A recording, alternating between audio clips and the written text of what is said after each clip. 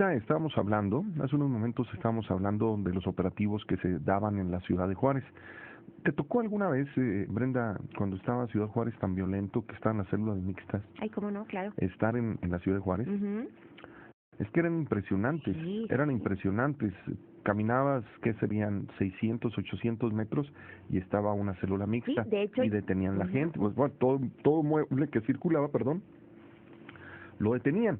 De hecho, independientemente de las cuestiones violentas y los asesinatos registrados en Ciudad Juárez, a mí me parece que mucha de la gente optó por salirse de Juárez o por no cruzar por Juárez cuando iba hacia El Paso, precisamente por lo impresionante y lo imponente que era ver este tipo de operativos, porque la verdad es que te daba un horror espantoso porque finalmente no sabías pues si te iban a tratar bien, si iban a respetar tus derechos o si de plano pues cualquier situación pudiera suceder, ¿no? Entonces, personalmente te digo, me ocurrió, no una vez, varias veces me tocó evitar pasar por Juárez, precisamente por ese tipo de operativos, porque me daban horror, me daban mucho miedo.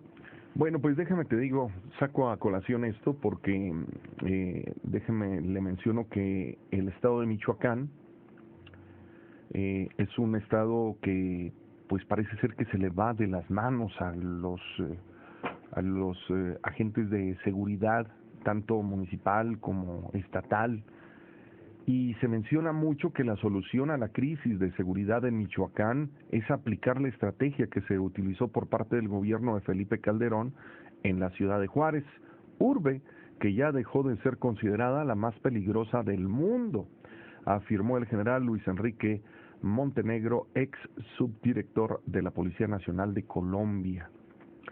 Pienso que el modelo que implementó el gobierno federal el sexenio pasado es valioso y con modificaciones se debe de implementar en el estado de Michoacán, agregó el militar, quien formó parte del cuerpo de élite que desmanteló a los cárteles de Medellín y de Cali.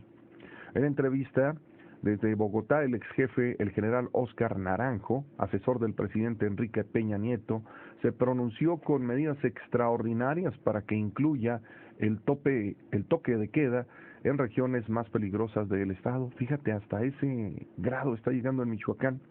Advirtió que el mayor riesgo en Michoacán son los grupos de autodefensa y una posible alianza con el narcotráfico, lo que deriva una situación tan grave como la que ha sucedido en Colombia. El estratega del gobierno anterior de Ciudad Juárez consideró en 7 ejes: patrullajes de Policía Federal, Ejército Mexicano, Policía Municipal, pero las 24 horas del día, que haya corredores seguros, centros de emergencia y reacción inmediata.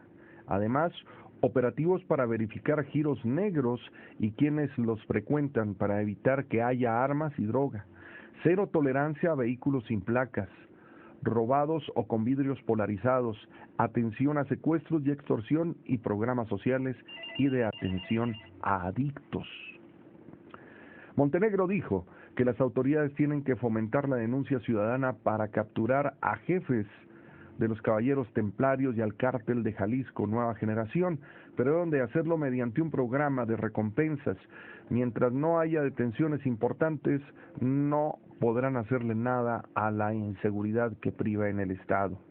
Hay quien dice que Michoacán puede convertirse en un estado fallido, en un estado ingobernable. Es grave el incremento de los homicidios, el surgimiento de los templarios que están haciendo de las suyas. Sin embargo, lo más grave son las llamadas policías comunitarias o autodefensas.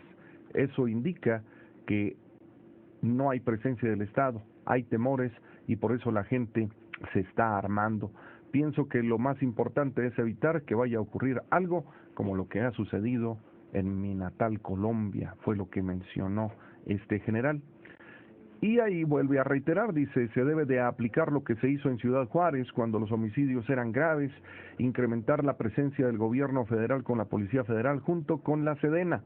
La recuperación de el puerto clave es Lázaro Cárdenas y eso ayuda a controlar el problema, fue lo que enfatizó este general. Bueno, pues me llama mucho la atención. Fíjate, para las autoridades lo que se hizo en Juárez estuvo muy bien hecho, pese a la incomodidad, primero de sus pobladores y a uno que tenía que entrar a la ciudad de Juárez o ir a la ciudad de Juárez o atravesar Ciudad Juárez para ir al vecino país del norte. Me llama poderosamente la atención esta nota. Y eso, súmale que el temor que provocó por un lado la delincuencia organizada, por otro lado este tipo de operativos, el temor del que ayer mismo hablábamos, cómo es que lleva a otro tipo de cuestiones y a otro tipo de situaciones como las extorsiones. Sí. Entonces, que pues, se dan por parte, mira, ajá. Perdón que te interrumpa, Brenda, nosotros como medio de comunicación y como parte misma de pertenecer prácticamente al gremio radiodifusor, pues te das cuenta de que mucha de la gente en Ciudad Juárez se quejaban de los policías federales, que eran ellos los que los extorsionaban, que eran ellos los que decían, bueno, pues nos quitaron a los delincuentes, pero se posicionaron ellos en la extorsión. Los que vendían seguridad ya no eran los delincuentes, sino la autoridad, o sea, nada más se cambió de bando. Es decir, mira, ellos son los piratas, nosotros somos los buenos, pero de todas maneras te tienes que mochar con una lana. Exacto. Y eso está mal. O sea, pues, era lo que decían, lo que decía ahorita Israel y tú. Dice, bueno, pues si cometieron abusos los ministeriales, ¿cómo vas a ir a la fiscalía y decir, oiga, un policía ministerial entró a mi casa, me rompió la puerta y se llevó X cosa? Pues bueno,